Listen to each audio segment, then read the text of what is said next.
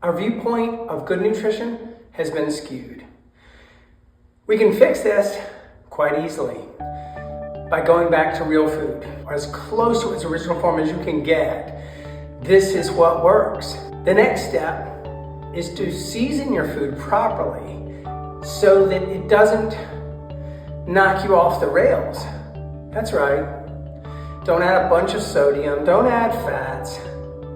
Try to keep the food as close to its original form as possible, and you'll see the result very quickly. Let's go through it now. We found out a long time ago in the sport of bodybuilding that you can't put a whole bunch of sauce on the potato, you can't put sour cream and a bunch of salt, butter, and things like that, or you're going to fail. So what we did was figure out what works really well for flavor, but doesn't knock us off the rails. Cider vinegar and pepper.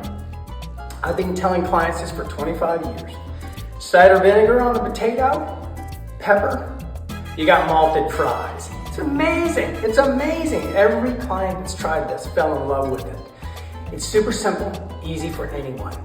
These seasonings are perfect for making all of your meals taste great. Olive oil is one of the fats that we can add and should add over butter. We're going to talk about spices that don't have sodium. Mrs. Dash, for instance. Yes, you've heard of it or you're using it.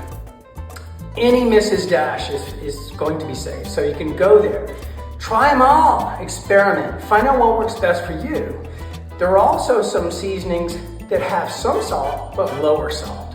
Magic Salmon Seasoning by Chef Paul. There are other salmon seasonings that you can use for fish that are loaded with sodium. This is going to have like half the sodium. Tastes fantastic, but it won't, make you hold fluid. And that's the worst thing when you get on the scale the next day. Very disappointing. One example, mixed seasonings, and I want you to be aware of those. When you have something like, let's take our chili powder. Chili powder is going to be a mixed season that carries salt with it. When in doubt, leave it out. Check the label, make sure it's safe. Leave out that high level of sodium and you'll see that better result. Heat it up a little bit with some spices. But don't use the mixed seasoning. Go with paprika, cayenne pepper. This will eliminate the salt that is usually accompanied by a mixed seasoning. Don't forget about fresh herbs. Try all of them. Experiment, see what works for you. Everyone has a little different palate. I love experimenting with food. Whatever can keep me on my plan, I'm willing to put in the work. You should too, it's gonna pay off big dividends. Finally, let's address those dressings. Yeah, they're trouble. They're really sneaky calories. What we wanna do is stay away from the creamy sauces. Generally, they're gonna have fat in them. That's kind of what gives them that yummy flavor. So what we lean towards is olive oil.